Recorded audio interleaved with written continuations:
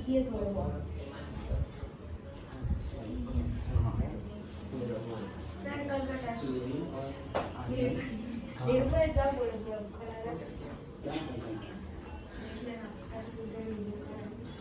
तो तो वो इलेक्ट्रॉनिक कॉन्फ़िगरेशन ड्रॉ करनी आ जाएगी। एक बार फिर से ऊपर अच्छा, फिर से एक बार देख लेते हैं इलेक्ट्रॉनिक कॉन्फ़िगरेशन। सर वो प्रोटॉन इलेक्ट्रॉन न्यूट्रॉन वो वाला ड्राइंग। हाँ हाँ सर ड्राइंग वाला आपको जो लास्ट में बताया था ना कि कैसे करना वो वाला।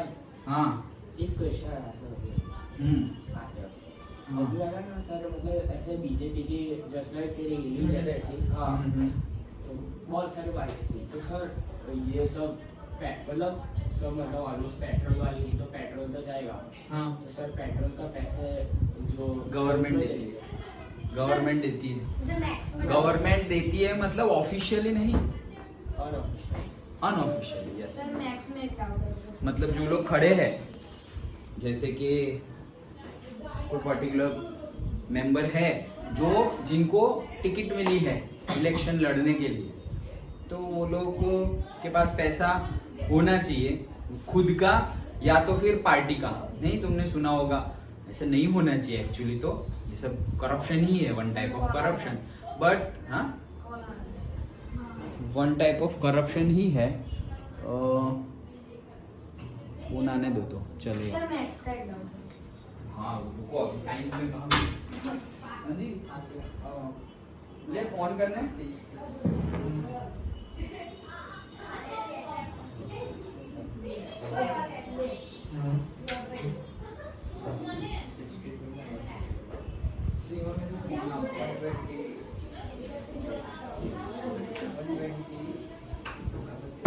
हाँ तो है तो इलीगल, करप्शन ही कहलाएगा, लेकिन सीट मिलने के लिए भी पैसे देने पड़ते हैं। ओके, तो वो दूसरे फोन से कर रहा है। तो सीट मिलने के लिए भी पैसे देने पड़ते हैं, और अगर ऐसे ही मिल जाए तो अच्छी बात है, बट उसके बाद जो खर्चा होता है तो पार्टी भी देती है। जैसे कि बीजेपी है तो बीजेपी अपने मेंबर को देंगे कि ये लो भाई इतने 1000 रुपए, इतने में तुम अपना प्रमोशन कर लो, जितना प्रमोशन करना है, जितनी पब्लिसिटी करनी है, इतने रुपीस में कर लो। फिर जैसे सब लोग सपोर्ट में आएंगे तो सबको खाना पीना खिलाना है, पार्टी करेंगे। ओके, और ये पैसा भी किसका आता है, मतलब हमारा टैक्स मनी तो होता ही है, एट द सेम टाइम जो इंडस्ट्रियलिस्ट होते हैं, ओके, जिनके बहुत कांटेक्ट होते हैं पॉलिटिशियंस के साथ, वो लोग पैसे दे देते हैं। ओके, क्यों? क्योंकि इंडस्ट्री लगाने के लिए परमिशन किसकी चाहिए? गवर्नमेंट की। तो जब वो गवर्नमेंट के पास परमिशन मांगने आएंगे तो मतलब वन टाइप ऑफ पैचअप होता है, तो दोनों साइड से मिल सकते। समझ में आया नीरू भाई? सुना तुमने मैंने क्या बोला? अच्छा चलो फिर, अच्छा फिर से एक बार इलेक्ट्रॉनिक कॉन्फ़िगरेशन के बारे में बता देता हूँ। सो इलेक्ट्रॉनिक कॉन्फ़िगरेशन में हम क्या कर रहे हैं, जनरली हमारे पास डिस्क्रीट ऑर्बिट कितनी है? 4। किसने बोला ये 4 डिस्क्रीट ऑर्बिट है? नील्स बोहर ने। ओके, उसने बोला कि इलेक्ट्रॉन घूम रहा है, वो बात जो लास्ट में बताई थी। ओके, बट वो बात 100% सही नहीं है, क्योंकि अगर वो बात सही होती तो वो घूमता घूमता एनर्जी लूज करते करते टकरा जाता न्यूक्लियस के साथ, लेकिन एनर्जी वो लूज करता नहीं है, वो पर्टिकुलर ऑर्बिट में घूमे तब। तो दैट पर्टिकुलर डिस्क्रीट ऑर्बिट जिसका नाम हमने दिया था K, L, M और N, और उसका नंबर दिया था K का 1, L का 2, M का 3 और N का 4, और वो ऑर्बिट में सबसे ज्यादा कितने इलेक्ट्रॉन्स रह सकते हैं, तो उसके लिए फॉर्मूला था 2n²। सो से 2 1 square, so 1 into 2 that is 2, फिर से 2 2 square that is 8, then 2 3 square that is 18, and 2 4 square that is equals to 32। ये मैक्सिमम नंबर ऑफ इलेक्ट्रॉन है, ओके, जो रह सकते हैं। और एक रूल था हमारा कि लास्ट ऑर्बिट में जो लास्ट है उसमें 8 से ज्यादा नहीं हो सकते। वो 3 रूल के ऊपर से हमें इलेक्ट्रॉनिक कॉन्फ़िगरेशन ड्रॉ करना है। तो सपोज मैं बोल दूं कि फ्लोरीन का इलेक्ट्रॉनिक कॉन्फ़िगरेशन ड्रॉ करो, तो सबसे पहले फ्लोरीन का एटॉमिक नंबर पृथ्वी,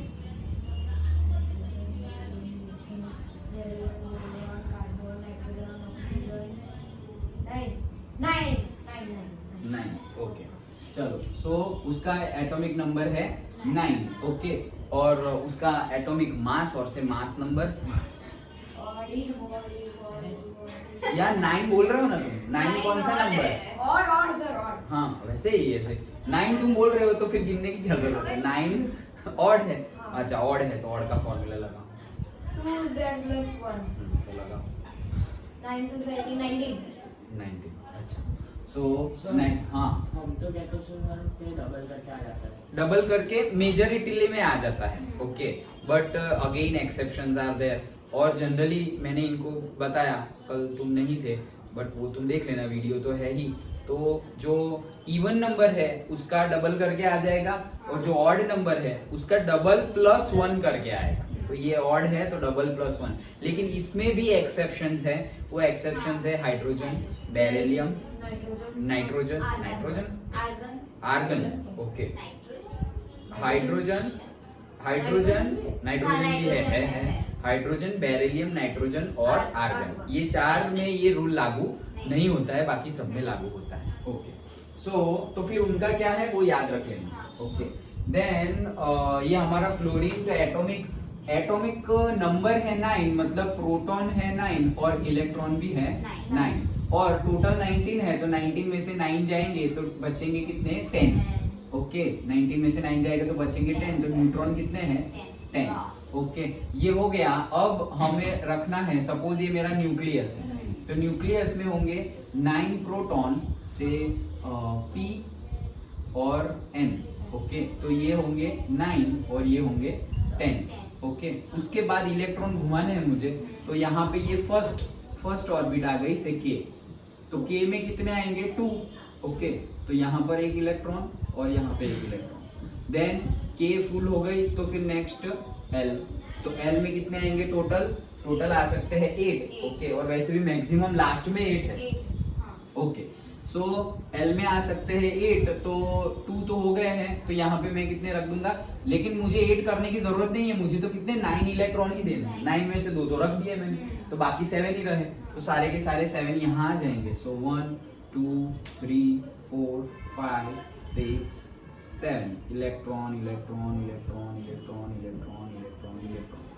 ओके तो हो गए देखो ये 7 और ये 2 9 तो this is the electronic configuration of fluorine ऐसा बताना हाँ ऐसे बनाना है बुक में तुम्हें सारे बना के दिए हुए हैं सो वो बनाते कैसे है वो मैंने बताया और वो बनाने के लिए भी तुम्हें ये सब पता होना चाहिए कितने प्रोटॉन है कितने इलेक्ट्रॉन है वो और कभी कभी 1 मार्क में पूछना हो तो सिर्फ इतना ही पूछ सकते हैं कि भाई सिर्फ नाम दे देंगे कि फ्लोरीन का बताओ कि फ्लोरीन में कितने प्रोटॉन न्यूट्रॉन और इलेक्ट्रॉन है तो पहले तो तुम्हें फ्लोरीन का एटॉमिक नंबर पता होना चाहिए जितना एटॉमिक नंबर है उतने प्रोटॉन और इलेक्ट्रॉन होंगे और वो एटॉमिक नंबर को एटॉमिक मास में से माइनस करोगे तब जाके तुम्हें मिलेगा न्यूट्रॉन के नंबर्स यस इतना समझ में आ गया था ओके चलो अब आज एक नया टॉपिक देखते हैं दैट इज वैलेंस इलेक्ट्रॉन्स क्या है वैलेंस इलेक्ट्रॉन्स एकदम सिंपल लैंग्वेज में समझने के लिए बता दूं तो लास्ट ऑर्बिट में जो भी होंगे उसको वैलेंस इलेक्ट्रॉन्स बोलते हैं किसको लास्ट ऑर्बिट में जो इलेक्ट्रॉन्स होंगे उसको चलो पढ़ते हैं the electrons present in the outermost shell of an atom are known as the valence electron the electron present in the outermost shell is known as the valence electron तो fluorine है अभी बताओ चलो fluorine के valence electron कितने 7 last में दिख ही रहा है कि 7 है तो 7 ओके सो सपोज सोडियम का वैलेंस इलेक्ट्रॉन कितने होंगे valence electron valence 2 3 sure 2 sure 3 2 और कोई आंसर नहीं 1 3 2 1 0 भी बोल दो 1 is the correct answer sodium का होता है 11 दैट इज 2 8 और 1 तो लास्ट में आ गया 1 तो 1 11 करना है ना 2 और 8 10 10 और 1 11 ऐसा था ना कि 1 से कम होने चाहिए हाँ ज्यादा नहीं होने चाहिए तो कम ही तो है 8 से ज्यादा नहीं होने चाहिए तो ज्यादा तो नहीं है हमने 9 तो कहीं पे रखे ही 9 10 समझ में आ गया yes. ओके तो चलो बताओ एल्यूमिनियम का कितना होगा दिशा तुम बताओ एल्यूमिनियम का वैलेंस इलेक्ट्रॉन्स कितने हैं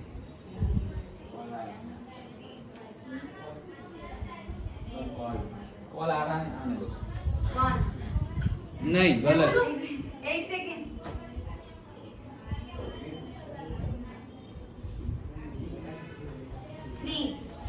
3 करेक्ट। चलो और बताओ पृथ्वी। किसका? सल्फर का। सल्फर का यही नाइट्रोजन। सल्फर में क्या है? नहीं है तो तुम याद करो।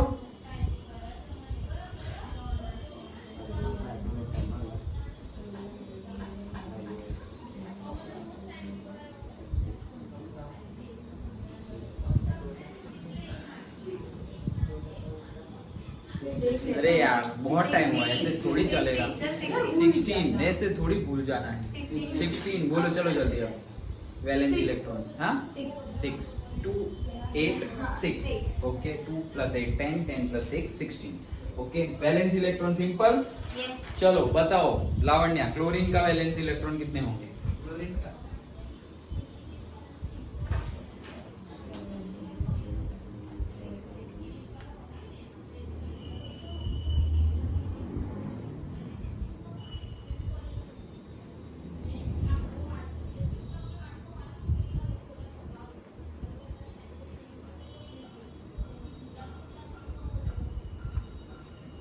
सर 35 लूं?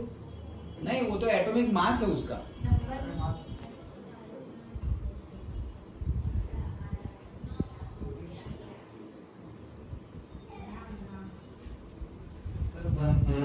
1 नहीं 1 नहीं। वैलेंस इलेक्ट्रॉन 7 कितना टाइम? क्लोरीन मतलब 17 तो 17 मतलब 2 8 और 7 तो 10 और प्लस 7 17 ओके। तो वैसे ही लेना है सर, 2 और 8 ही लेना है। हाँ 2 8 18 32 ओके। सो 2 8 फिर वापस 18 नहीं ले सकते क्योंकि लास्ट एक रूल ये और है कि लास्ट ऑर्बिट में 8 से ज्यादा नहीं होंगे। सो तुम्हें 2 8 8 8 8 ऐसे ही फील करते जाना। 8 से ज्यादा नहीं होंगे तो 8 होंगे। 8 होंगे, 8 होंगे जैसे कि नियॉन ओके। सो नियॉन मतलब 10 तो 10 मतलब 2 और 8 लाइक दैट ओके। चलो और तो याद रखना सबको अपनी आउटर मोस्ट शेल कंप्लीट करनी होती है। क्या करनी होती है? कंप्लीट करनी होती है। सभी एलिमेंट्स की टेंडेंसी क्या होती है कि उसकी जो आउटर मोस्ट शेल है, मतलब जो लास्ट वाली शेल है, उसके जो मैक्सिमम कैपेसिटी है, मतलब ये तो मैक्सिमम हो गई, लेकिन से हाइड्रोजन और हीलियम के लिए उसको 2 इलेक्ट्रॉन होने चाहिए और बाकी सब के लिए भी मतलब उनकी जो कॉन्फ़िगरेशन है वो पूरी हो जानी चाहिए ओके। तो वो पूरी करने के लिए जितने इलेक्ट्रॉन वो लेंगे या जितने इलेक्ट्रॉन वो देंगे उसको बोलेंगे वैलेंसी। वो थे वैलेंस इलेक्ट्रॉन और ये है वैलेंसी। वैलेंस इलेक्ट्रॉन मतलब लास्ट ऑर्बिट में जितने इलेक्ट्रॉन है वो वैलेंस इलेक्ट्रॉन। वैलेंसी मतलब जितने इलेक्ट्रॉन तुम दे रहे हो, सपोज 1 इलेक्ट्रॉन दे रहे हो सो तुम्हारी वैलेंसी हो गई 1। तुम 1 इलेक्ट्रॉन ले रहे हो to complete your last orbit तो वो हो गया, वो भी 1 हो गया ओके वैलेंसी। तो याद रखना सपोज सोडियम है तो सोडियम मतलब क्या 2 8 1। अब उसको लास्ट ऑर्बिट कंप्लीट करनी है तो लास्ट और ये अगर लास्ट ऑर्बिट है तो लास्ट ऑर्बिट में 8 कंप्लीट होने के लिए ये 7 लेगा। 2 ऑप्शन है इसके पास। एक ऑप्शन क्या है कि वो 7 इलेक्ट्रॉन गेन कर लेगा। 7 इलेक्ट्रॉन क्या करेगा? गेन। 7 गेन करेगा तो 1 है और 7 आ गए तो 8 हो गए। एक पॉसिबिलिटी ये है। दूसरी पॉसिबिलिटी ये है कि ये 1 इलेक्ट्रॉन को लूज कर देगा। तो 1 इलेक्ट्रॉन लूज कर दिया तो लास्ट ऑर्बिट तो ये वाली बन गई और उसमें तो ऑलरेडी 8 है ही ओके। तो जो इजी होगा वही करेगा। तो 7 लेने से अच्छा है एक लूज कर दो तो इसकी वैलेंसी कितनी हो जाएगी 1। समझ में आया? जो इजी होगा वही होगा। यस हाँ बोलो। सर मुझे वो बनाना तुम वीडियो देख लेना फिर से एक बार, अगर बनाना हो तो बता दूं कि KLMN वैसे ही तुम कल आए नहीं थे इसलिए। तो KLMN तो KLMN में कैसे फील करेंगे? सपोज इसमें 2 फिर 8 फिर 8 फिर 8 वैसे ही फील करते जाना। ये मैक्सिमम कैपेसिटी है लेकिन तुम्हें कैसे भर और सीक्वेंस में भरना है। पहले K में ही भरना है फिर L में फिर M में। डायरेक्ट L में डायरेक्ट M में ऐसा नहीं जा सकते। तो फिर भरते भरते जाना है। जैसे कि तुम बोल रहे हो कि सर मुझे कार्बन का भरना है, तो कार्बन का एटॉमिक नंबर पहले याद होना चाहिए तुम्हें, उसके बगैर कुछ नहीं होगा। तो भाई 6 है, ओके, तो 6 भरना शुरू करो। तो 2, अब इसमें 8 भर सकते हैं, लेकिन तुम्हें करने तो 6 ही है, तो 2 तो आ गए हैं, तो 6 में से 2 चले गए, तो बाकी कितने रहे? 4। सो 2 + 4 6 हो गए, बात खत्म। बस ये हो गया। फिर इसको ही बोलते हैं इलेक्ट्रॉनिक कन्फिग्रेशन। ड्रॉ करना हो तो ये मेरा न्यूक्लियस है, न्यूक्लियस के अंदर 6 प्रोटॉन्स है, सो प्रोटॉन और न्यूट्रॉन, ओके, वो है। अब पहले के, तो के वाले के ड्रॉ किए, 2 इलेक्ट्रॉन, तो 1 और 2 इलेक्ट्रॉन। फिर एल ड्रॉ करनी है, तो ये हो गई एल, 4 है, तो 1 2 3 4, दैट्स इट, खत्म। ये सारे कौन है? Electron, electron, electron, electron, electron, electron और इलेक्ट्रॉन। प्रोटॉन कितने हैं? तो प्रोटॉन तो कितने होंगे? 6, तो मैं यहाँ लिख देता हूँ से 6 प्रोटॉन। न्यूट्रॉन कितने होंगे? कार्बन क्या है? इवन है, इवन है मतलब 2z होगा, तो 12, ओके। तो कार्बन में कितने न्यूट्रॉन होंगे? 6, टोटल 12 हो गए ना, 6 + 6 12। एटॉमिक मास मतलब प्रोटॉन और न्यूट्रॉन को मिला के, तो न्यूट्रॉन 6, प्रोटॉन 6 और इलेक्ट्रॉन भी 6, तो ये हो गया पूरा इलेक्ट्रॉनिक कन्फिग्रेशन। आ गया समझ? ओके। सबसे इंपॉर्टेंट चीज जिसके बगैर तुम आगे जा ही नहीं सकते, that is atomic number, and second most that is atomic mass. ये दो पता हो तो ही आगे बढ़ सकते हैं, इसीलिए मैंने तुम्हें लर्न करने के लिए बोला था। Okay, so the number of electron gained or loosed by an atom to complete its outermost shell is known as valency. Number of electrons gain करे या लूज करे to complete its outermost shell, उसको valency बोलेंगे। And the total number of electron present in the last orbit that is known as valence electrons. दोनों में इतना फर्क है, जितने प्रेजेंट है उसको बोलेंगे वैलेंस इलेक्ट्रॉन, और जितने लूज और गेन कर रहे हैं टू कंप्लीट उसको बोलेंगे वैलेंस। ओके, चलो तो मुझे बताओ लावण्या, मैग्नीशियम की वैलेंसी कितनी है? Valency magnesium,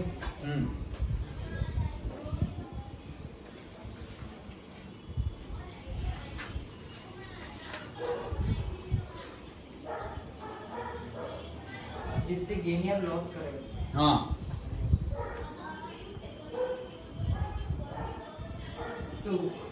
2, very good. Okay, चलो पृथ्वी बताओ नाइट्रोजन की वैलेंसी कितनी होगी?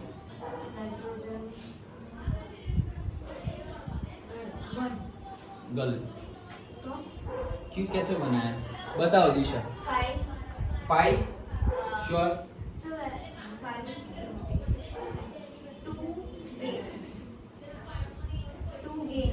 2 8 तो 10 हो जाएगा। नहीं, 2 गेन करेगा तो वैलेंसी 2 है ऐसा। नहीं, 3 गेन तो वैलेंसी 3 है ऐसा। हाँ, नाइट्रोजन मतलब कितने? 7 मतलब कितने? 2 और 5, तो उसको कंप्लीट करने हैं। तो लास्ट ऑर्बिट कंप्लीट करने के लिए अगर ये सारे 5 निकाल देगा तो लास्ट ऑर्बिट पहली वाली बन जाएगी, उसमें 2 ही है होने चाहिए। तो एक ऑप्शन है उसको कि 5 लूज कर दे, और दूसरा ऑप्शन है उसके पास 3 गेन कर ले, तो 5 + 3 8 हो जाएंगे, सो 3 गेन कर ले। इजी कौन सा है? 3 गेन करना, तो वो क्या करेगा? 3 गेन कर ले, सिंपल। तो उसकी वैलेंसी कितनी हो जाएगी? 3। ओके, समझ में आ रहा है? एक और बता रहा हूं, सपोज क्लोरीन की वैलेंसी कितनी होगी? बताओ। चलो दिशा बताओ, क्लोरीन की वैलेंसी कितनी होगी और क्लोरीन के वैलेंस इलेक्ट्रॉन कितने हैं? तुम सब लोग बताओ, क्लोरीन के वैलेंस इलेक्ट्रॉन्स और क्लोरीन की वैलेंसी। वैलेंसी 7, 1, वैलेंसी 1 गेन, हाँ, और valence electron 7। Correct, valence electron 7 और वैलेंसी 1। कैसे? क्लोरीन मतलब क्या? क्लोरीन मतलब 17, तो उसकी इलेक्ट्रॉनिक कॉन्फ़िगरेशन 2 8 7। तो वैलेंस इलेक्ट्रॉन मतलब तो लास्ट वाले, तो 7 है। और वैलेंस सी, तो उसको 8 करने के लिए 2 ऑप्शन है, या तो 7 लूज कर दो तो ये लास्ट बन जाएगी, वो 8 है ही, या तो एक गेन कर लो 1 गेन, तो भी 8 हो जाएंगे, 8 हो जाएंगे। तो इजी वाला है 1 गेन कर लेना। और एक और चीज बता दूं, याद रखना, जब भी तुम लूज करोगे तो उसके ऊपर प्लस चार्ज हो जाता है, और जब भी तुम गेन करोगे तो उसमें माइनस चार्ज हो जाता है। जैसे कि क्लोरीन उल्टा हो रहा है, मतलब उल्टा मतलब ऐसा समझो, जो पॉजिटिव है ओके, जैसे मुझे कोई किसी को कुछ देता है, वो कब देता है, कोई चैरिटी कर रहा है सपोज, तो जिसके पास ज्यादा है वही चैरिटी करेगा, या कोई जो पॉजिटिव पर्सन है वही चैरिटी करेगा, ऐसा बोला था ना। तो पॉजिटिव होगा तो वही चैरिटी करेगा, मतलब अगर कोई चैरिटी कर रहा है दैट मीन्स वो बहुत ज्यादा पॉजिटिव है, लाइक दैट। जो नेगेटिविटी में होगा वो चैरिटी नहीं करेगा, वो क्या करेगा, दो मांगना है। तो सपोज सोडियम के पास सोडियम मतलब 11, तो 2 8 1 है, तो 1 इलेक्ट्रॉन अगर हमने बोला ना उसकी वैलेंसी कितनी है 1, तो वो 1 इलेक्ट्रॉन दे देगा, लूज करेगा, तो वो दे रहा है किसी को, तो वो पॉजिटिवली चार्ज हो जाएगा। सो उसको 1 दे रहा है तो Na+1 Na+1। अगर 2 देगा, जैसे मैग्नीशियम 2 दे रहा है तो हम बोलेंगे Mg+2। ओके, अगर हाँ इसे क्या कहते हैं? इसको आयन बोलते हैं, मैग्नीशियम का आयन। सिर्फ Mg लिखेंगे तो उसको मैग्नीशियम बोलेंगे, और Mg+2 बोलेंगे, that is the ion of magnesium. Okay, तो Mg+2 कोई बोले, हाँ देखो ये अच्छा क्वेश्चन ही आ रहा है, कोई बोले तुम्हें Na+ का इलेक्ट्रॉनिक कन्फिग्रेशन बनाओ, Na का इलेक्ट्रॉनिक कन्फिग्रेशन नहीं, Na+ का इलेक्ट्रॉनिक कन्फिग्रेशन। चलो कोई बना सकता है? Na का तो तुम्हें आ गया, Na+ का इलेक्ट्रॉनिक कन्फिग्रेशन।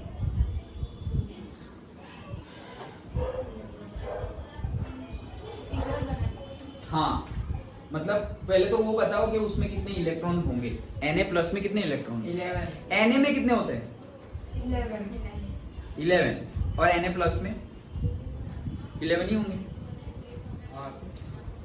लूज करेगा ना वो अगर प्लस है। हाँ, प्लस है तो लूज कर दिया है, इसलिए लूज किया इसलिए वो प्लस बना। तो 0 नहीं, 0 क्या, Na+1 है, 1 लिखो ना लिखो, कुछ नहीं लिखा मतलब 1 तो है, Na+1 है। ओके, तो Na में कितने इलेक्ट्रॉन होते हैं? 11। वो तो पता ही है हमें। Na+ बना, प्लस कब कोई बनता है अभी तो बताया, जब वो लूज करेगा तब। तो 1 है मतलब 1 लूज किया है, 2 है मतलब 2 लूज किया है, तो उसने 1 लूज कर दिया है। तो Na था, उसने 1 लूज करके ये बना, तो 11 में से 1 लूज करेगा तो कितने होंगे? 10। तो Na+ के कितने इलेक्ट्रॉन होंगे? 10। समझ में आया? अब कोई ऐसा बोले कि Na+ की इलेक्ट्रॉनिक कन्फिग्रेशन बनाओ, इसकी नहीं बनानी है, इसकी बनानी है, तो 10 को रिस्पेक्ट में लाके बनानी है। सो क्या होगा, इसकी इलेक्ट्रॉनिक कन्फिग्रेशन में नंबर आएंगे 2 और 8, और इसकी इलेक्ट्रॉनिक कन्फिग्रेशन में नंबर आएंगे 2 8 और 1। समझ में आया? तो से Mg+2 का इलेक्ट्रॉनिक कन्फिग्रेशन बनाओ, तो तुम लोग मुझे बताओ Mg+2 में कितने नंबर ऑफ इलेक्ट्रॉन्स होंगे? सिर्फ नंबर ऑफ इलेक्ट्रॉन्स बताओ। 10 मतलब 10। हाँ, मतलब टोटल नंबर ऑफ इलेक्ट्रॉन कितने होंगे? 10, क्योंकि Mg में कितने होते हैं? 12, और 2 उसने लूज कर लिए। चलो Cl- में कितने इलेक्ट्रॉन्स होंगे वो बताओ। माइनस मतलब -1 है। देखो 1 लिखू ना लिखू समझ जाना, 1 हो ना हो, लेकिन साइन सिर्फ इनफ है।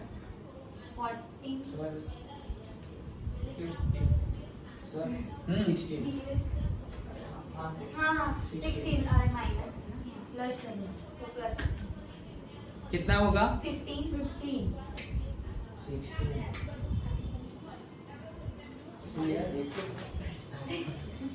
अरे Cl 17 है, 17 है, 18। क्लोरीन है, क्लोरीन में होते हैं 17, तो इसका इलेक्ट्रॉनिक कन्फिग्रेशन हुआ। माइनस कब बनेगा? इलेक्ट्रॉनिक कन्फिग्रेशन छोड़ो, जब वो गेन करेगा, तो 17 तो है, एक गेन कर लिया तो 18 हो गए, 18। सर सिंबल्स तो लिए नहीं है। सिंबल्स तो यहाँ इसको देख के मैं दे रहा हूँ ना सिंबल्स, तो मतलब तुमने तो सिंबल नहीं किया, वो थोड़ी चलेगा। तो नंबर याद किए हैं 1 2 3 4 5 6 7, वो तो पता ही है ना भाई। समझ में आ रहा है? Yes. ओके, सो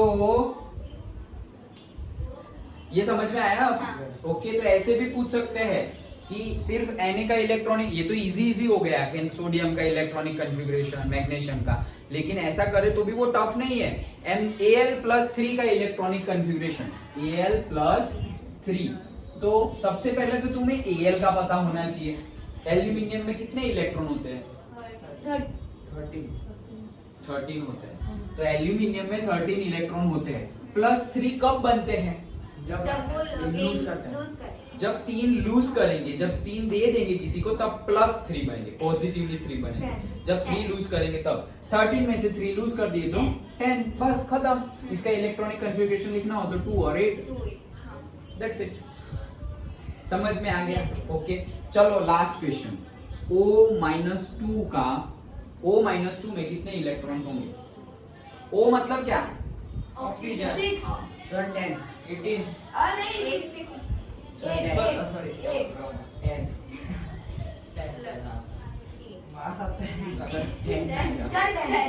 10। क्यों?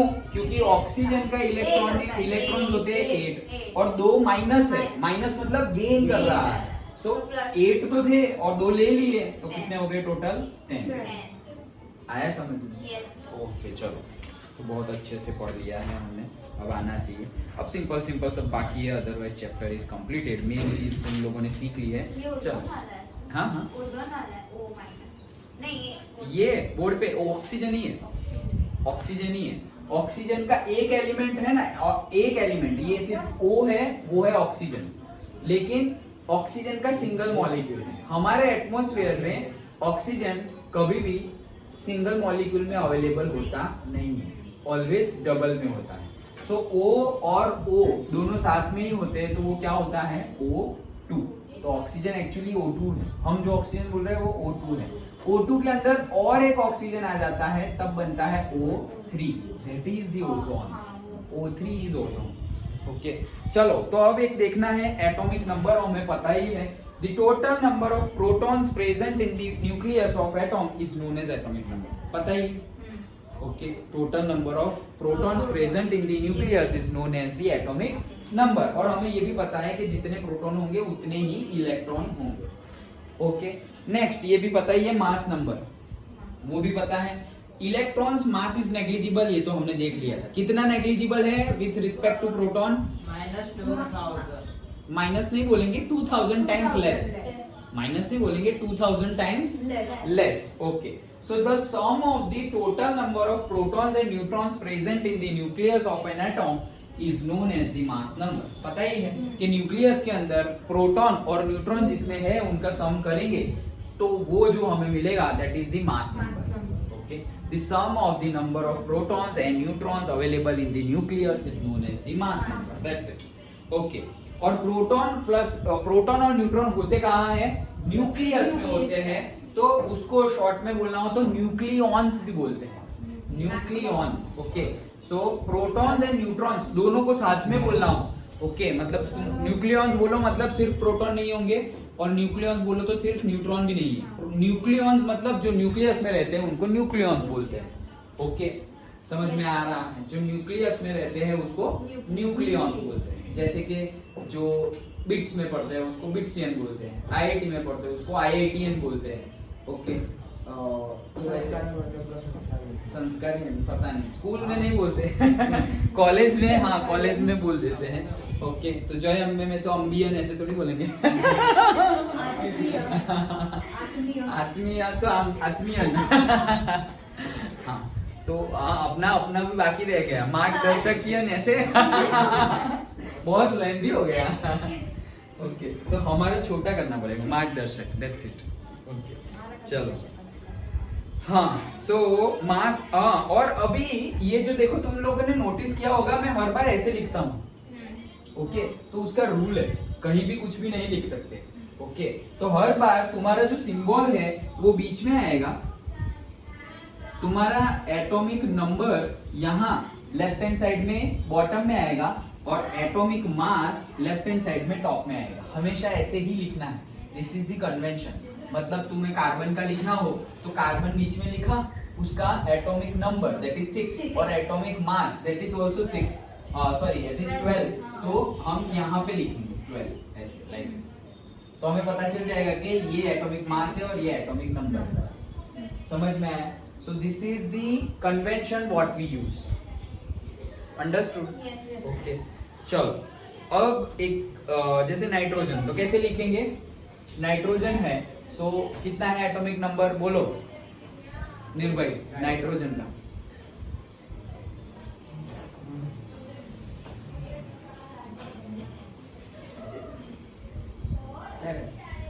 तो 7 और उसका एटॉमिक मास वो तो याद है। 15 नहीं 14, ये एक्सेप्शन है। हाँ, yes. Okay, hydrogen, beryllium, nitrogen और आर्गोन, ये लोगों को वो 2Z और 2Z+1 वाला रूल अप्लाई नहीं होगा। ओके, हाँ बोलो। हाँ चलो, सो अब हम देखते हैं आइसोटोप्स। क्या? आइसोटोप्स। ओके, सो जैसे कि आइसोटोप, जैसे मैं एक बता रहा हूँ तुम्हें, जैसे कि हाइड्रोजन है, तो हाइड्रोजन 1 हाइड्रोजन 1 2 हाइड्रोजन 1 3। इसका मीनिंग क्या है? Atomic number. इसका मीनिंग एटॉमिक मास। मास। तो इससे क्या पता चल रहा है? इसमें कितने न्यूट्रॉन्स होंगे वो बताओ। तुम्हारे पास एटॉमिक मास और एटॉमिक नंबर दोनों है, तो इसमें कितने न्यूट्रॉन्स होंगे वो बताओ।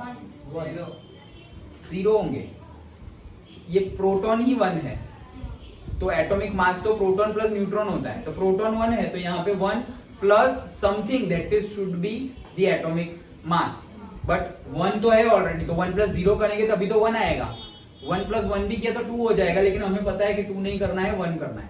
तो इसमें नंबर ऑफ न्यूट्रॉन्स कैसे होंगे? 0। पूरे 118 एलिमेंट्स में से सिर्फ और सिर्फ ये अकेला हाइड्रोजन ऐसा है जिसके न्यूक्लियस में न्यूट्रॉन्स है ही नहीं, सिर्फ प्रोटॉन है। याद रखना। ओके, अब ये उसका आइसोटॉप्स। तो एटॉमिक नंबर कितना है? 1। एटॉमिक मास कितना है? 2। तो नंबर ऑफ प्रोटॉन, न्यूट्रॉन और इलेक्ट्रॉन बताओ। चलो, इसमें प्रोटॉन कितने होंगे? 1। इलेक्ट्रॉन 1। न्यूट्रॉन 1।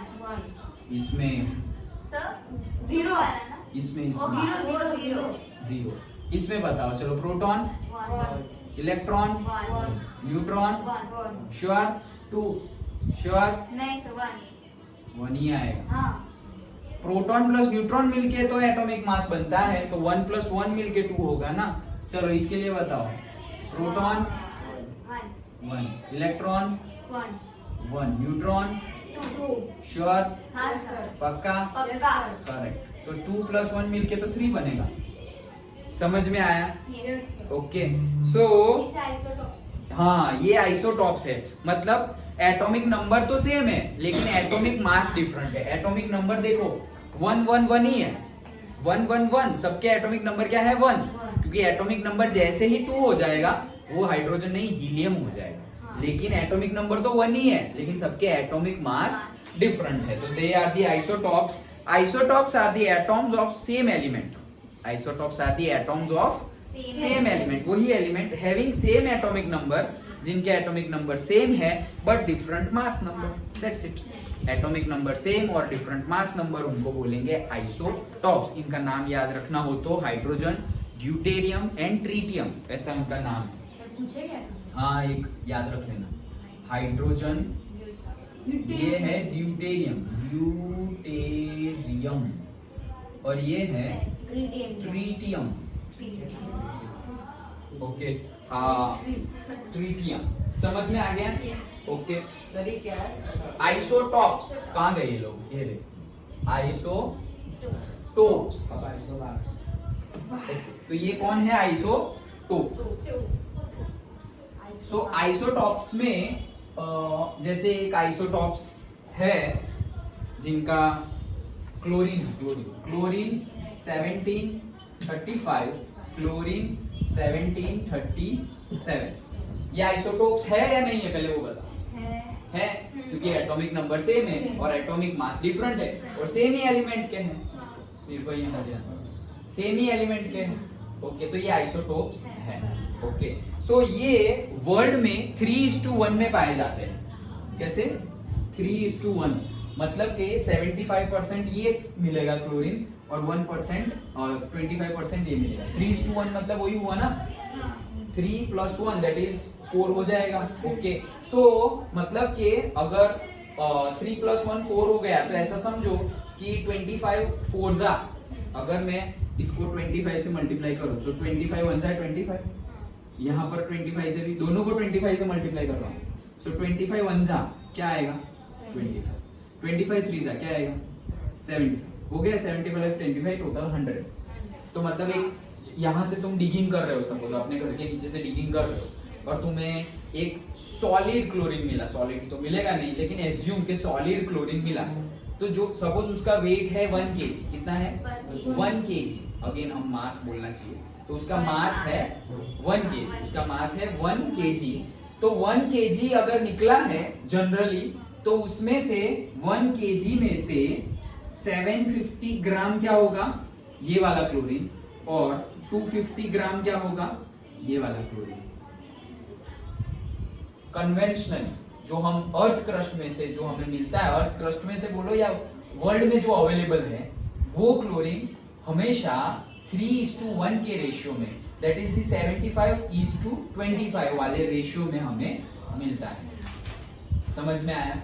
ओके, ये आइसोटोप्स की बात चल रही है। सो अगर पूछे कि एवरेज एटॉमिक नंबर कितना होगा, क्या average atomic number okay of a chlorine, atomic number नहीं, atomic mass number of a chlorine, तो वैसे तो 35 है, हम क्या ले रहे हैं 35 ले रहे हैं ना एटॉमिक मास, तो लेकिन एक का तो 37 भी है, तो हम क्यों इसी का ले रहे हैं, तो हम जनरली एटॉमिक मास एवरेज वाला लेते हैं। तो एवरेज वाला लेंगे तो कैसे करेंगे, जैसे 35 ये मिल रहा है 35 वाला, तो वो कितना मिल रहा है 75%, तो 75/100 प्लस ये कितना मिल रहा है 37 वाला, तो वो 25% ही मिल रहा है, सो 25/100। एंड अगर दोनों का सम कर देंगे तो क्या आएगा, ये आएगा, देखो मैंने गिना हुआ ही है, ये बन जाएगा 105/4, 105/4, जैसे कि ये 25 3 जा और 25 4 जा, तो हो गया ना 35 3 जा 105/4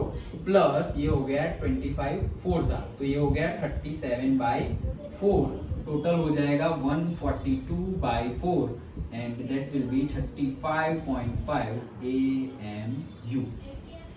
ओके, सो क्लोरीन का एवरेज, मैंने यहाँ नंबर लाओ, गलती ना हो जाए, पेन लाओ, वापस कॉल है। हाँ एक मिनट को देखा, आराम से हाँ। So average atomic mass number, average atomic mass number हम देख रहे हैं, दैट इज 35.5, क्योंकि एवरेज एटॉमिक नंबर तो हमारा 17 है ही। समझ में आया? ओके, सो अब हम देखते हैं ये आइसोटोप्स हमने जो बोले, ये पूछा जाएगा हाँ शायद 1 मार्क में, इंपॉर्टेंट है। क्लोरीन के आइसोटोप्स का एवरेज एटॉमिक मास निकालो। ओके, वो कब निकाल सकते हैं, जब हमें पता हो कि भाई कौन कितने प्रोपोर्शन में मिल रहा है। हमें पता होना चाहिए कि ये 75% मिल रहा है और ये 25। अगर यही हमें नहीं दिया होगा तो नहीं पता चलेगा। लेकिन क्लोरीन के लिए ये चीज याद रखना, जैसे हाइड्रोजन के लिए हमें नहीं दिया है तो हम फाइंड नहीं कर सकते। बताओ तो सही कि हाइड्रोजन कितना है, ड्यूटेरियम कितना है, ट्रिटियम कितना है। ओके, लेकिन मेजरली हाइड्रोजन ही मिल रहा है, ड्यूटेरियम ट्रिटियम बहुत कम मिल रहा है, इसलिए उसका नहीं पूछेंगे, क्लोरीन का पूछेंगे। ओके, तो ये इंपॉर्टेंट है। अब ये जो हमने आइसोटोप्स देखे, इसके यूज क्या है, तो 3 मार्क का क्वेश्चन, 3 पॉइंट लिखने हैं, ध्यान से सुनना। An isotope of uranium is used as a fuel in nuclear reactor. And isotopes of uranium जो हमारा एलिमेंट है, उसका जो आइसोटॉप्स है वो यूज होता है न्यूक्लियर रिएक्टर में। न्यूक्लियर एनर्जी होती है उसके रिएक्टर में, न्यूक्लियर बॉम्ब नहीं। न्यूक्लियर बॉम्ब मतलब न्यूक्लियर एनर्जी होती है न्यूक्लियर बॉम्ब में, जो एटम बॉम्ब हम बोलते हैं। बट न्यूक्लियर रिएक्टर मतलब न्यूक्लियर पावर प्लांट होता है। ओके, जैसे हमारा स्टीम पावर प्लांट होता है, तो उसमें फ्यूल क्या है, स्टीम। तो स्टीम हम बनाते हैं, उससे इलेक्ट्रिसिटी प्रोड्यूस करते हैं। वैसे न्यूक्लियर पावर प्लांट होता है तो उसमें न्यूक्लियर रिएक्टर होता है, उससे भी इलेक्ट्रिसिटी प्रोड्यूस होती है। हम देखेंगे जैसे कि न्यूक्लियर एनर्जी में बहुत एनर्जी होती है, न्यूक्लियर पावर प्लांट होते हैं, उसमें बहुत एनर्जी रिलीज होती है और बहुत इलेक्ट्रिसिटी जनरेट कर सकते हैं। जो हमारे डेवलप्ड नेशन है ऑलरेडी, अमेरिका है, ब्रिटेन है, उन लोग ने बहुत न्यूक्लियर पावर प्लांट डाले हैं। हमारे इंडिया में भी बहुत है, लेकिन हम उसका इतना यूज नहीं कर रहे हैं। क्यों नहीं कर रहे हैं? अगर करें तो हमारे पास भी बहुत सारी इलेक्ट्रिसिटी आ जाएगी और हमें भी फिर देखना, तुम जापान है और वो लोग का तुम देखोगे तो वहां की नाइट टाइम देखना, नाइट ड्यूरेशन, सब जगह लाइटिंग ही चल रही है और एकदम कलरफुल लाइट, मतलब तुम्हें लगेगा नहीं कि लाइट, मतलब लगेगा तो सही ऑब्वियसली कि रात है, लेकिन कितना मूवीज में भी तुमने देखा होगा कि एकदम चमकता चमकता सारे बोर्ड्स लगे हुए, होर्डिंग्स लगे हुए जिसमें लाइटें चलती रहती है। बिल्डिंगे अभी होगी तो उसमें ऐसा नहीं कि अंधेरा दिख रहा है, पूरी लाइटें ही जल रही है बिल्डिंग में भी, लाइक दैट। तो इतनी फोकट की एनर्जी कहाँ से ला रहे हैं वो लोग? वो जनरेट इतना कर रहे हैं कि उनको कोई फर्क ही नहीं पड़ रहा कि लाइट चालू हो या बंद हो। हमारे पास भी है ऐसा, लेकिन हम उसका ऐसा मतलब वेस्टफुल यूज नहीं कर रहे। क्यों? क्योंकि ये जो हम यूज करते हैं ना, उसके बाद जो कचरा रह जाता है, न्यूक्लियर वेस्ट बोलते हैं। कोई भी चीज तुम कुछ करोगे तो कचरा तो आएगा। जैसे कि मैं वुड जला रहा हूँ तो वुड से मुझे एनर्जी मिल रही है, उससे मैंने खाना पकाया, तो मैंने इलेक्ट्रिसिटी या गैस स्टोव यूज ना करके वुड जलाया और खाना पका लिया, तो मेरे वो पैसे बच गए। लेकिन वुड जला तो उसकी ऐश भी तो बनेगी, वो ऐश का क्या घर में उड़ेगी और हमारे ही अंदर जाएगी, तो उसका अच्छे से डिस्पोजल होना चाहिए। वैसे ही न्यूक्लियर रिएक्टर है, न्यूक्लियर एनर्जी है, उसका भी न्यूक्लियर वेस्ट होता है। तो न्यूक्लियर वेस्ट अगर ऐसे ही एटमॉस्फेयर में छोड़ दिया जाए, it will be hazardous, death भी हो सकती है, डिजीज हो सकते हैं। तो क्या करते हैं, न्यूक्लियर वेस्ट को बहुत ही डीप डाउन गड्ढा करके, पिट लगा के नीचे कंप्लीट बरी कर देते, दफना देते। किसको? न्यूक्लियर वेस्ट को। अब सोचो कभी अर्थक्वेक हुआ या कुछ वॉल्केनो इरप्शन हुआ, सबका सब बाहर आ जाएगा, और जैसे ही बाहर आएगा सारा चीज खत्म, क्योंकि रिएक्शन होगा। ओके, सो वैसा सोच के हम नहीं कर रहे हैं, और यो लोग ऐसे ही फुल यूज कर रहे हैं। वो सिलेंडर जैसा शेप होता है। हाँ, और ग्रीन कलर का दिखता है, सिलेंडर जैसा ही शेप होता है, और जनरली ग्रीन कलर का हमें मूवीज में और उसमें दिखाते हैं ना, उसमें वो ग्रीन कलर का दिखाते हैं। दैट इज द न्यूक्लियर अंदर फ्यूल होता है। सो ये ग्रीन कलर का होता है। हाँ सही में ग्रीन, हाँ सही में ग्रीन कलर का होता है। सो एन आइसोटॉप ऑफ यूरेनियम कहाँ यूज होता है? न्यूक्लियर रिएक्टर में। किस चीज के लिए? फ्यूल के लिए। Okay. Second, an isotope of cobalt is used in the treatment of cancer. Cobalt का जो आइसोटॉप्स है, ये जे हमने क्लोरीन का आइसोटॉप्स देखे, हाइड्रोजन के आइसोटॉप्स देखे, फिर बोला कि यूरेनियम के आइसोटॉप्स न्यूक्लियर रिएक्टर में फ्यूल के तौर पे यूज होंगे। अब कोबाल्ट का जो आइसोटॉप्स है, CO, कोबाल्ट, CO, इसलिए मैं तुम्हें बोल रहा था SCTIV, को 1 2 3 4 5 6 7 27। ओके, 27 नंबर किसका है? कोबाल्ट का। ओके, सो कोबाल्ट का जो आइसोटॉप है वो यूज होता है किसमें? Treatment of cancer. कैंसर की ट्रीटमेंट में उसका यूज होता है। And third, an isotope of iodine is used in the treatment of goitre.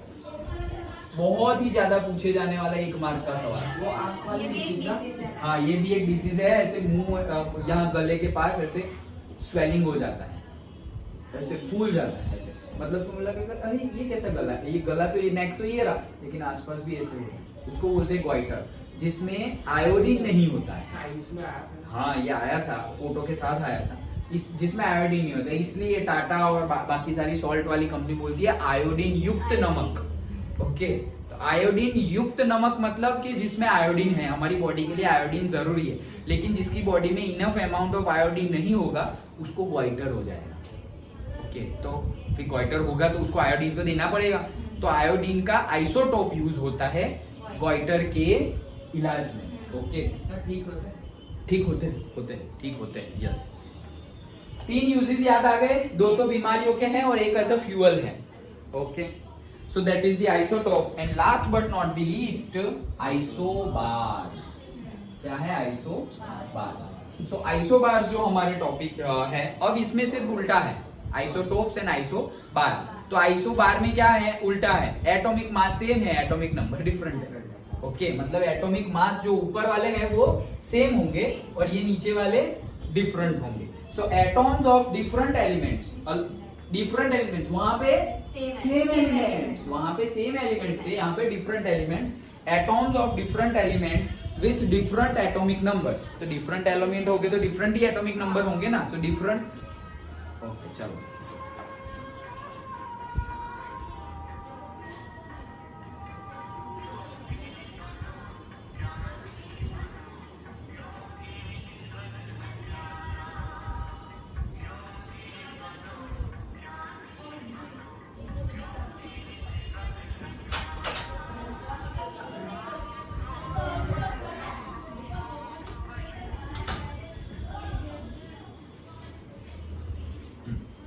So isobars, that is atoms of different elements with different atomic numbers.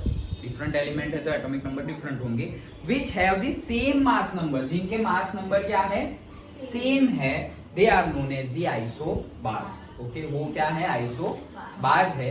और isobar का example तुम लिख सकते हो, लाइन में ही है 18, 19 and 20.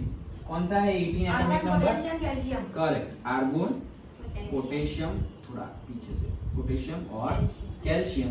सबके एटॉमिक नंबर डिफरेंट है, सबका atomic mass same 20, 20, 20. Oh sorry 40, 40, 40. Okay 40, 40, 40. मतलब चलो बताओ, number of proton 18, electron 18, neutron 22, proton 19, electron, neutron 21, proton, electron, neutron 20. Sir neutron कैसे साइन करता है? ये दोनों का सम है. Atomic mass is the sum of proton plus neutron. 40 में से 20 माइनस कर दो तो 20, 40 में से 19 माइनस कर दो 21, 40 में से 18 माइनस कर दो 22. ओके, सो इसी के साथ हमारा चैप्टर कंप्लीट होता है. समझ में आया पूरा चैप्टर? अच्छे से समझ में आया? Yes. कहाँ से कहाँ स्टार्ट किया था? ई गोल्डस्टेन से हमने स्टार्ट किया था. ई गोल्डस्टेन के बाद जे थॉमसन आए, जे थॉमसन के बाद रुथरफोर्ड के बाद बोहर के बाद चैडविक. ओके, उसके बाद इलेक्ट्रॉनिक कन्फिग्रेशन के बाद सारे हमने देखे कि आइसोटोप्स देखे, आइसोबार्स देखे. Okay, that's it. यही पूछा जाएगा. और जो अभी लास्ट में बताया वो कि सिर्फ इलेक्ट्रॉनिक कन्फिग्रेशन जो एलिमेंट है वही एलिमेंट नहीं, लेकिन उनके आयंस का भी पूछा जाएगा. जैसे कि Na+1, Mg+2, Cl-1, like that. Okay, तो उसमें प्रोटॉन, न्यूट्रॉन, इलेक्ट्रॉन के नंबर्स कितने हैं वो भी हमें पता होने चाहिए. बंद हो गया.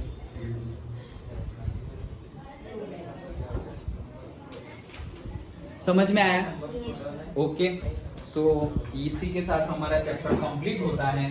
अब तुम लोग बताओ क्या स्टार्ट करना है. मैथ्स में कौन सा? अब तो करना ही पड़ेगा.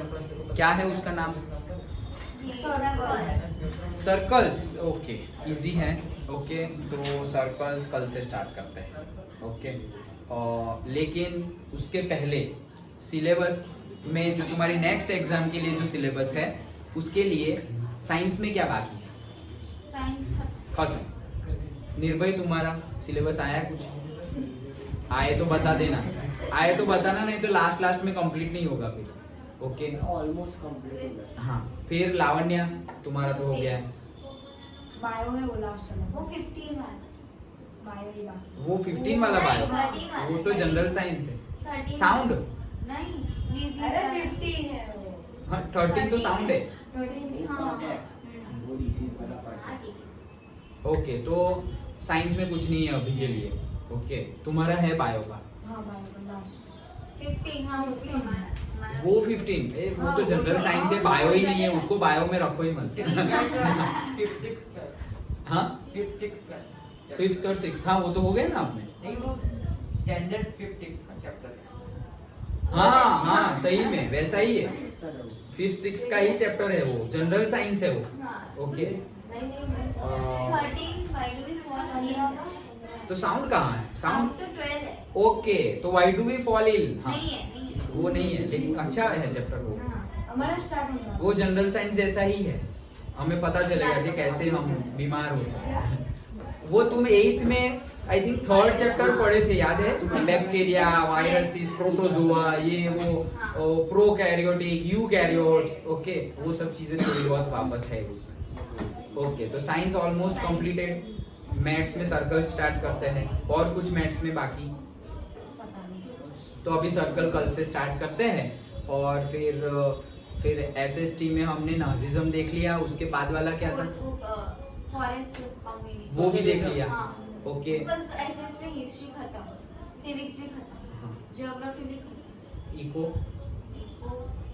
पॉवर्टी हाँ खत्म, तो SS खत्म। एसएस खत्म। तो फिर हम अभी सर्कल्स करेंगे, फिर एसएस का जो थोड़ा थोड़ा पोर्शन फर्स्ट और सेकंड का बाकी है वो कंप्लीट कर लेंगे।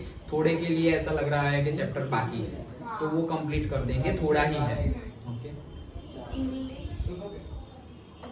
इंग्लिश करेंगे। फिर इंग्लिश में भी मेजरली हो गया है, काठमांडू बाकी है। उसका बाकी है, वो दूसरी बुक जो है उसका